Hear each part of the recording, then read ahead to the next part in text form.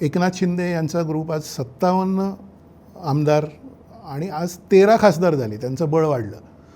आता ते काय म्हणणार की उद्या आम्हाला एक कॅबिनेट मंत्रिपद पाहिजे. आत्ता ब्रेकिंग बातमी अशी माझ्या कानावर येते मुंबई दिल्लीच्या ह्याच्यातून की श्रीकांत शिंदे, डॉक्टर श्रीकांत शिंदे म्हणजे एकनाथ शिंदे यांचे चिरंजीव आहेत, त्यांना एज्युकेशन मिनिस्ट्री मिळते की काय अशी चर्चा दिल्लीमध्ये सुरू आहे. जो आता बदल होऊ शकतो, हे नीट वगैरेचं सगळं जे झालं आहे, पेपर लीक वगैरे. डॉक्टर श्रीकांत शिंदे, तुम्ही मार्क माय वर्ड्स, म्हणजे मी परवा 4 दिवसापूर्वी मी NDTVवर बोललो आणि तसंच्या तसं झालं. मी असंच म्हटलं होतं, मार्क माय वर्ड्स.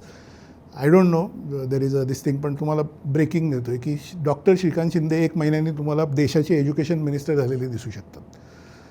एकनाथ शिंदे यांचं बळ वाढलं म्हणजे महाराष्ट्रात एक तिसरा फोर्स झाला. काँग्रेस आहे, म्हणजे भाजप आहे, काँग्रेस आहे, एकनाथ शिंदे तिसरा आहे.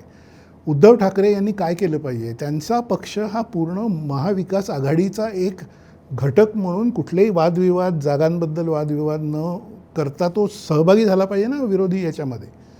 त्यांनी महापालिका निवडणुकींमध्ये स्वतंत्र लढले, काँग्रेस स्वतंत्र लढतंय, ते स्वतंत्र लढले. त्यांना मुंबईमध्ये, नवी मुंबईमध्ये, ठाण्यामध्ये राज ठाकरे यांच्याबरोबर युती करूनसुद्धा त्यांना नाही मिळालं यश. त्यामुळे स्कॅटर होणं पक्षांचं हे जे झालेलं आहे तो महाराष्ट्राचा प्रॉब्लेम आहे. त्यामुळे माझं साधं म्हणणं आहे की कुठल्या तरी पॉईंटला हे कन्सॉलिडेशन होणं आवश्यक आहे. आणि मूळ तुमच्या प्रश्नाकडे त्या निमित्ताने येतो की ज्यांनी मशालीला मत दिलं त्यांनी आता काय करायचं.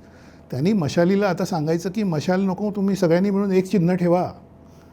आणि अजित पवार दुर्दैवाने दुःखद घटना होऊन आपल्यातनं गेले, पण ते जाण्याआधी त्यांनी आणि शरद पवारांनी मिळून एका चिन्हावर लढल्या ना महापालिका.